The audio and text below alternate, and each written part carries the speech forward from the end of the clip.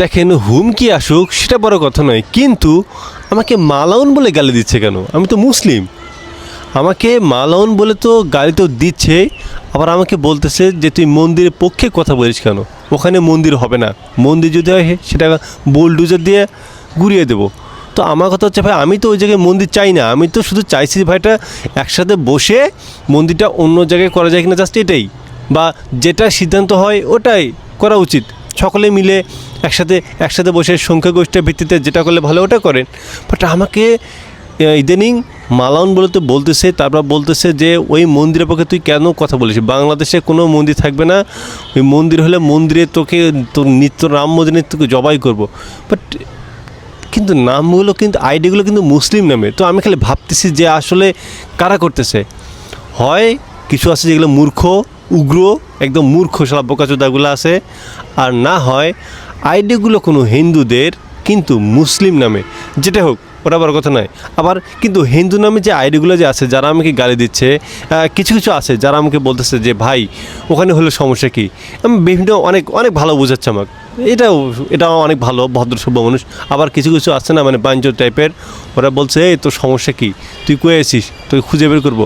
হরিদাস মানে তারা আমাকে খুব একটা হত্যার হুমকি দিচ্ছে না, শুধু বলতেছে কি হরিদাস তোকে কী করছে, হরিদাসের বিরুদ্ধে তোরা তো কেন, বা জঙ্গি টঙ্গি এগুলো গালি দিয়ে দিচ্ছে। বাট মুসলমান নামে যে আইডিগুলো যে আছে ওখান থেকে আমাকে বেশি হুমকি দেওয়া হচ্ছে।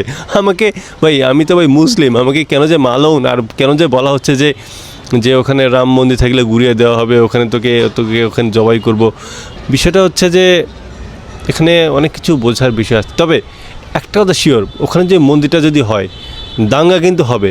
এখন এই দাঙ্গাটা যে হবে, এখন আমি আসলে বুঝতেছি না যে ওখানে এখন নাসরবান্দা, ওখানে মুসলিমরাও চাচ্ছে না যে ওখানে মন্দিরটা হবে না, আবার হিন্দুরাও বিভিন্ন জায়গাতে উস্কানিমূলক দিচ্ছে যে না ওখানে আমরা করবই, যা হবে হোক, আমাদের পিঠ দেয়াল ঠেকে গেছে। রংপুরের গাইবান্ধার পলাশবাড়িতে মন্দির হচ্ছে, মন্দির হবে, এবং সেখানে আরও অনেক বড় বড়, আমি আবারও বলতেছি, আরও অনেক বড় বড় আমাদের দেবদেবীদের প্রতিমা মূর্তি নির্মাণ হবে। যদি কখনো আপনাদের সাহস থাকে, আমি বলতেছি, যদি আপনাদের বা আমরা বলতেছি, যদি কখনো আপনাদের সাহস থাকে সেটাকে দমানোর চেষ্টা করেন।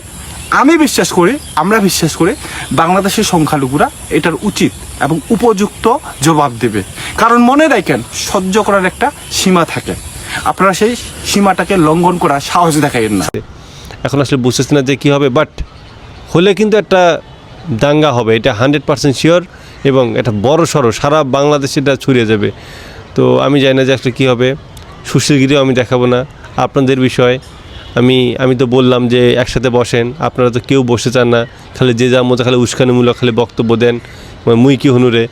আমি আরও ভালো কথা বলি যে ভাই একসাথে বসেন, উল্টে আমাকে হিন্দুরাও আমাকে গালিগালাজ করে, আবার মুসলিমদের আইডি থেকেও করে। আমি জানি না যে ওরা আসলে মুসলিম কিনা, তবে জানি না যে আসলে এগুলো নিয়ে কী হবে, আপনারা কী করবেন করেন। বাট আমি শুধু একটা কথা বলবো ভাই, আমি শান্তিপ্রিয় মানুষ, যেটা করলে ভালো হয় বা দেশের মানুষের জন্য ভালো হয় ওটাই আপনারা করেন। বেশি সুশীলগিরি আমিও সাজবো না। আর আপনাদেরও যে কী চিন্তা, হিন্দুদেরও যে কী চিন্তা, এগুলো সব বুঝে ভাই, বুঝছেন? শুনেন, সব কিন্তু বুঝি, সব কথা বলতে হয় না, মানুষ কিন্তু বোঝে যে কাদের কী চিন্তা ভাবনা। সুশীলতার আড়ালে এখানে বাংলাদেশে যে কী করা প্ল্যান, এবং রংপুর যে আলাদা করার যে প্ল্যান চলছে, এটা কিন্তু ভাই 100% রংপুরে, চট্টগ্রামে, আবার এরপর দেখবেন যে সিলেটে, এগুলো আলাদা করার প্ল্যান চলতেছে। এবং এটা শুধু এইভাবে না, ভাগোয়া ট্র্যাপের মাধ্যমে বিভিন্নভাবে মুসলিমদেরকে হ্যারাসমেন্ট করা হচ্ছে। বিশেষ করে ভাগোয়া ট্র্যাপটা, অর্থাৎ হিন্দু ছেলেদের দ্বারা মুসলিম মেয়েদের কীভাবে ভোগ করা যায়, তাদেরকে পাচার করা যায়, এই জিনিসটা খুব বেশি পরিমাণে গেছে। তো এই বিষয়ে আসলে অনেক সচেতন হওয়া উচিত, এবং বিশেষ করে ভারত ইদানিং। তবে যুদ্ধ যে হবে সেটা কিন্তু একটা বোঝা যাচ্ছে, একটা আভাস পাওয়া যাচ্ছে, এবং যে অবস্থা চলতেছে এটা কখনোই আর স্বাভাবিক হবে না। যুদ্ধ অবশ্যম্বী, এখন যুদ্ধ অবশ্যম্বী হবে। এখন দেখা যাক কি হয়, আমরা যত সচেতন হতে পারবো তত ভালো। এখন সবার জন্য শুভকামনা, সবাই। তবে চাই না যুদ্ধ কখনো হোক,